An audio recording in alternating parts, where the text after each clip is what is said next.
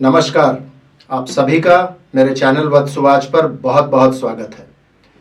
1 मई को बुध यानी कि मर्क्यूरी टॉरस में वृषभ राशि में आने जा रहे हैं। ये एक इम्पॉर्टेंट ट्रांजिट इसीलिए है क्योंकि बुध अमूमन जितना समय एक राशि में व्यतीत करते हैं उससे 4 गुना समय इस बार वो वृषभ राशि में व्यतीत करने जा रहे हैं। बुध कब वृषभ में जाएंगे, कब राहु के साथ बिल्कुल करीब आ जाएंगे, कब वो मिथुन में जाएंगे, मिथुन से वक्री होकर कब वो फिर वापस आएंगे और सूर्य ग्रहण का हिस्सा बनेंगे, इन सभी चीजों के बारे में मैं बताऊंगा। हर राशि हर लगन पर इसका क्या प्रभाव पड़ेगा ये भी बताऊंगा, तथा साथ ही कुछ इंपॉर्टेंट रेमेडीज भी बुध से संबंधित बताऊंगा ताकि ये ट्रांजिट आपके लिए अच्छा हो। फ्रेंड्स, बुध हमारे इंटेलेक्ट यानी बुद्धि के कारक है। ये हमारा लॉजिक, हमारा एनालिटिकल एबिलिटीज, हमारा कंप्यूटेशन स्किल्स, हमारे शौक, हमारे छोटे भाई बहन, हमारा कम्युनिकेशन, हमारी बुद्धि लब्धता, इन सभी चीजों को रिप्रेजेंट करते हैं बुध। बुध हर वर्ष 2-3 बार वक्री हो जाते हैं, इसलिए बुध का वक्री होना बहुत इंपॉर्टेंट नहीं है। लेकिन बुध का वक्री होकर सूर्य ग्रहण का हिस्सा बनना और साथ ही राहु के साथ एक कंजंक्शन बनाना ये इंपॉर्टेंट है। अच्छी बात इस बार यह है कि वृषभ राशि के स्वामी शुक्र बुध के साथ लगभग पूरे मई तक रहेंगे, तो बुध एवं शुक्र दोनों ही बेनिफिक प्लैनेट्स हैं, इसका लाभ भी मिलेगा। वैसे राहु के साथ भी बुध की कोई अदावत नहीं है, दोनों फ्रेंड्स ही हैं।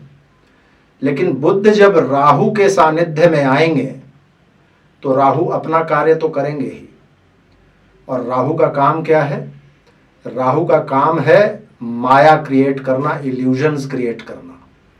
और बुध यदि हमारी बुद्धि है, हमारे लॉजिक है, तो हमारे बुद्धि एवं लॉजिक को मति भ्रम की स्थिति में पहुंचाना ये राहु कर सकता है। और इसीलिए ये बहुत इंपॉर्टेंट है इस बार का ये ट्रांजिट। बहुत जल्दी से हम लोग हर राशि एवं लगन के बारे में बात करते हैं। सबसे पहले मेष राशि यानी कि एरीज। आपके लिए बुध तीसरे एवं छठे के स्वामी हैं और दूसरे में रहेंगे इस ट्रांजिट में। तो कुल मिलाकर यह समय फाइनेंसेस के लिए, आमदनी के लिए बढ़िया है। आप यदि क्रिएटिव फील्ड में हैं, खास करके गायन के क्षेत्र में हैं, स्पीकिंग के क्षेत्र में हैं, तो भी ये समय बहुत अच्छा है। बिजनेस वालों के लिए समय थोड़ा सा मध्यम रह सकता है। हेल्थ की भी थोड़ी सी चिंता इस समय में आपको करनी चाहिए क्योंकि पहले से राहु आपके दूसरे में बैठे हुए हैं और केतु 8वें में है। बाकी कुल मिलाकर ये टाइम बढ़िया है, लेकिन जिस समय में राहु के ऊपर रहेंगे मर्क्यूरी, यानी कि 8 तारीख से लेकर 14 तारीख तक, उस समय में ध्यान रखने की आवश्यकता है।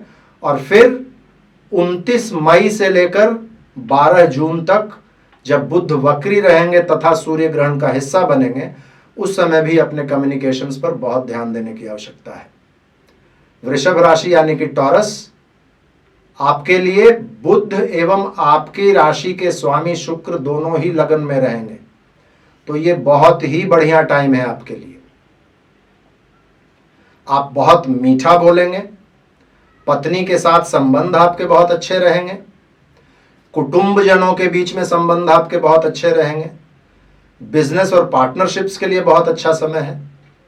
लेकिन इस समय में अपने ओरल हेल्थ, अपने दांतों का ध्यान रखना पड़ेगा और ये लगभग हर राशि वालों के लिए है। बुध जब दूसरे भाव में रहेंगे और राहु के साथ रहेंगे तो दांतों में परेशानी लगभग सभी को हो सकती है, एक संभावना। उसका रेमेडी है कि एलम यानी कि फिटकिरी के जल से कुल्ला दिन में 2-3 बार करते रहिए, ये सभी राशि वालों के लिए अच्छा रहेगा। जिस समय में राहु के प्रभाव में बुध रहेंगे तथा बुध जब वक्री होंगे उस समय में अपने सेल्फ इमेज का थोड़ा सा सेल्फ इवैल्यूएशन कर लीजिएगा। मिथुन राशि यानी कि जेमिनी, आपके तो लग्न के स्वामी हैं बुध और चौथे के स्वामी हैं, लेकिन जा कहाँ रहे हैं? 12वें में। ये बहुत अच्छी स्थिति नहीं है। फायदा आपको उस सूरत में हो सकता है यदि आप इंटरनेशनल ट्रेड या कॉमर्स का हिस्सा हैं, तो उस सूरत में आपको फायदा हो सकता है, लेकिन हेल्थ की चिंताएं तो रहेंगी। अनावश्यक खर्चे बढ़ सकते हैं, सो इन चीज़ों का आपको ध्यान रखना चाहिए। इस समय में थोड़ा सा सेवा भावी रहिए। अनावश्यक खर्चों से बचना चाहते हैं तो हेल्थ रिलेटेड चीज़ों में डोनेशन थोड़ा बहुत करते रहिए। गाय को हरा चारा खिलाते रहिए, समय कट जाएगा। कर्क वालों के लिए आपके 12वें एवं तीसरे के स्वामी हैं 11वें में आ रहे हैं। कुल मिलाकर आपने जो पहले इन्वेस्टमेंट्स किया हुआ है उसका अच्छा मोल इस समय में मिलेगा आपको। आपके बच्चों के लिए भी अच्छा समय है। अपने से बड़े भाई बहनों से भी सहयोग आपको मिलेगा, लेकिन किसी न किसी मित्र को आपके सहयोग की आवश्यकता इस समय में पड़ सकती है। मित्रों को मदद अवश्य करें। बाकी कुल मिलाकर समय ठीक है। सिंह वालों के लिए आपके लिए लाभ भाव यानी कि 11वें के स्वामी है बुध और दूसरा यानी कि धन भाव के स्वामी है बुध। लाभ और धन के स्वामी आपके कैरियर के भाव में, कर्म के भाव में आ रहे हैं। आपके लिए बहुत ही बेहतरीन टाइम है। जितना भी आपका पहले से किया हुआ कार्य जो रुका हुआ था, जिसमें रिजल्ट्स नहीं मिल रहा था, सभी के रिजल्ट्स आपको अभी मिलेंगे। पहले से आपने किसी नए नौकरी के लिए अप्लाई करके रखा था तो नए अपॉर्चुनिटीज इस समय में मिलेंगे।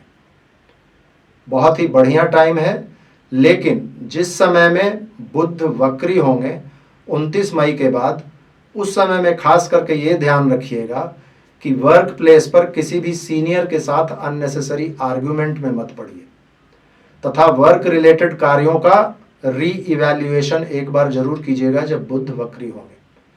बाकी आपके लिए ये बहुत ही बेहतरीन टाइम है।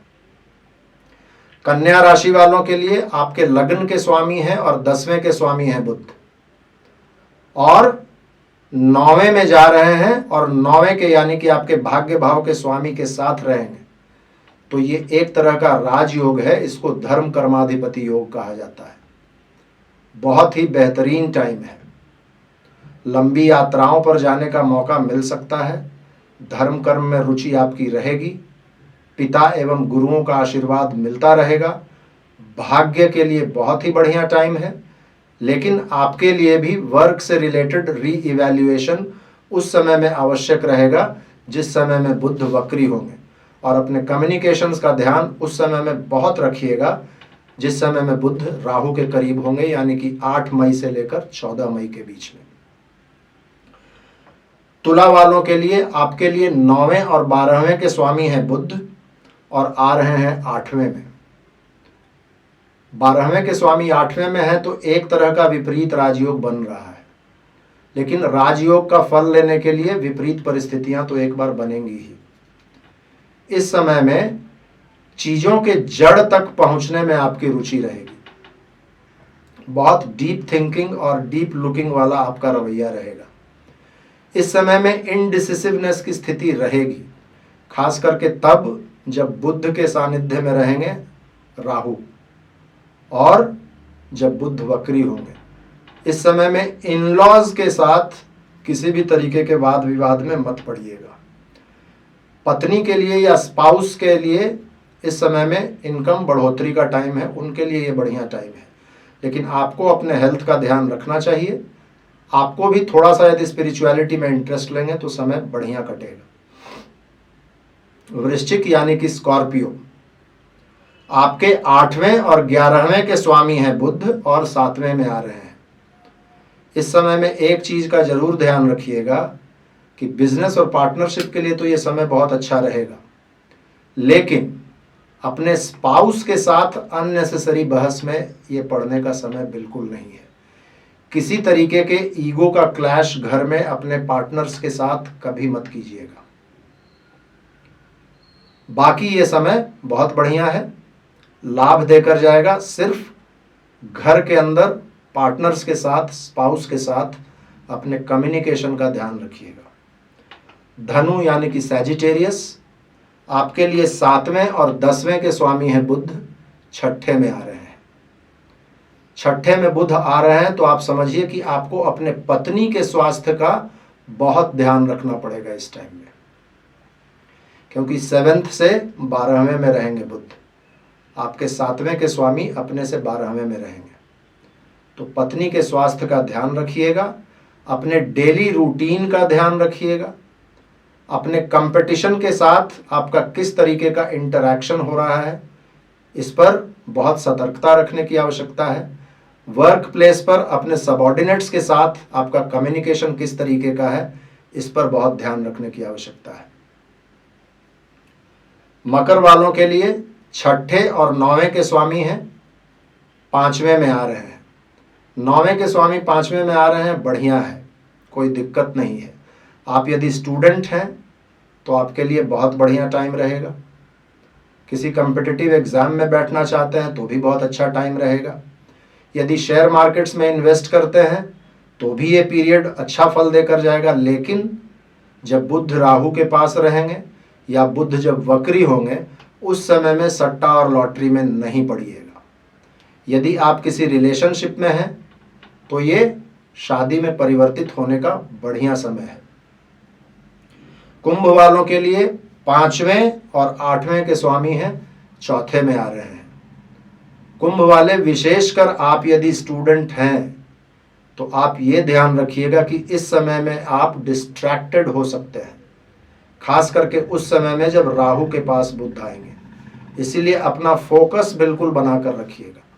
बाकी कम्पिटिटिव एग्जाम्स वगैरह में आप फोकस बनाकर रखेंगे तो आपको सफलता मिलेगी। चूंकि 8वें के स्वामी भी बुध हैं, इसलिए ड्राइविंग वगैरह करते हैं तो थोड़ी सतर्कता रखिएगा। छोटा मोटा चोट लगने का संभावना इस समय में बन सकता है। बाकी क्रिएटिव फील्ड में आप हैं तो आपके लिए ये बढ़िया टाइम है। इन्वेस्टमेंट का आपको भी बढ़िया मोल इस समय में मिलेगा। मीन वाले के लिए, पाइसेस के लिए, आपके चौथे और 7वें के स्वामी है बुध, तीसरे में आ रहे हैं। इनिशिएटिव्स के लिए, पराक्रम के लिए ये बढ़िया टाइम है। लेकिन उस समय में अति पराक्रमी मत बन जाइएगा जब बुध वक्री होंगे। उस समय में आपको बैठकर, ठहरकर ये देखने की आवश्यकता पड़ेगी कि आपके जो इनिशिएटिव्स हैं, आपके जो आइडियाज़ हैं, आप जिस फील्ड के तरफ बढ़ना चाह रहे हैं, क्या वहाँ कोई लिंक मिसिंग है। री इवैल्यूएशन का वो पीरियड होगा। उस समय में बहुत ज़्यादा फोर्स मत कीजिएगा किसी इश्यू को, क्योंकि मेहनत बहुत ज़्यादा होगी, फल बहुत कम मिलेगा। इसीलिए जो 2 पीरियड्स मैंने बताया है, उस समय में थोड़ा सा सतर्कता रखिएगा। छोटे भाई बहनों के साथ और पड़ोसियों के साथ कम्युनिकेशन का बहुत ध्यान रखिएगा। अननेसेसरी डिस्प्यूट्स में मत पड़िएगा, ये समय बढ़िया कटेगा। तो फ्रेंड्स, ये था 12 राशि का हाल। आपने देखा होगा लगभग 75% लोगों के लिए ये समय अच्छा है। जनरल मैंने रेमेडी बताया, गाय को हरा चारा खिलाइएगा। बुध के साथ हरे रंग को एसोसिएट करके देखा जाता है, तो गाय को हरा चारा खिलाइएगा। सभी लोग कर सकते हैं, अच्छा समय रहेगा। एलम यानी कि फिटकरी बुध का एक बहुत अच्छा इलाज है। फिटकरी के पानी का कुल्ला करते रहिएगा तो भी ये समय अच्छा रहेगा, खास करके आपके डेंटल हेल्थ के लिए। यदि बुध आपको खराब रिजल्ट दे रहे हैं आपकी कुंडली में, तो हरे वस्तुओं का, बुध से जुड़े हुए वस्तुओं का दान कर सकते हैं। लेकिन यदि बुध आपकी कुंडली में अच्छे हैं, तब हरे वस्तुओं का दान कतई मत कीजिएगा। यदि कंफ्यूज्ड है कि बुध आपके लिए अच्छा है या बुरा है, तो बिल्कुल सेफ तरीका है, भगवान विष्णु का भजन करते रहिए। ये जो समय है बहुत अच्छे से कट जाएगा, कोई दिक्कत नहीं होगी। मुझे उम्मीद है आप लोगों को ये वीडियो अच्छा लगा होगा। वीडियो अच्छा लगा हो तो लाइक कीजिएगा, शेयर कीजिएगा। मेरे चैनल को अभी तक आपने सब्सक्राइब नहीं किया है तो करके बगल के बेल आइकन को दबा लीजिएगा। अपना प्यार, अपना आशीर्वाद इसी तरीके से मुझ पर बनाए रखिएगा। आज के लिए बस इतना ही। फिर से मिलते हैं अगले वीडियो में। तब तक के लिए बहुत बहुत धन्यवाद। हर हर महादेव। भारत माता की जय।